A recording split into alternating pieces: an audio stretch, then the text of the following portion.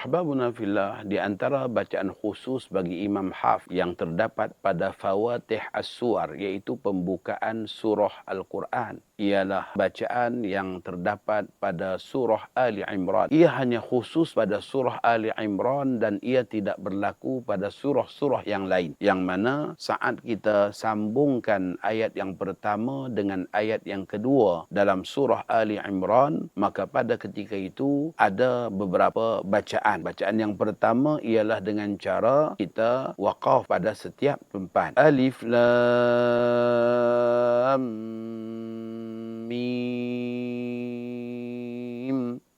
Allahu la ilaha illahu. Boleh demikian. Dan kalau kita baca dengan bacaan sambung pada surah Al-Imran ini, ayat yang pertama dan yang kedua disambungkan, maka ada dua wajah bacaan. Yang pertama ialah kita memanjangkan mim Allah dan dibariskan mim yang kedua dengan baris atas bila untuk disambungkan dengan ayat yang kedua daripada surah Ali Imran. Jadi praktisnya ialah Alif Lam Mim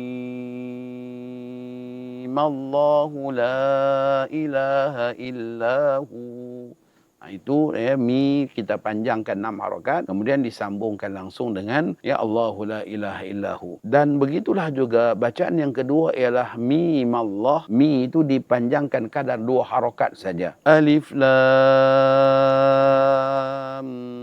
mim Allahu la ilaha illahu. Ia juga bacaan yang dibolehkan. Maka ini merupakan bacaan ikhtiari. Bermaksud kita boleh pilih sama ada nak membaca dengan waqaf ataupun wasal. Dan sekiranya kita baca wasal, maka ada dua wajah bacaan tadi. Sama ada mim itu dipanjangkan 6 harakat ataupun mim Allah itu dibaca dengan kadar 2 harakat sahaja. Wallahu a'lam.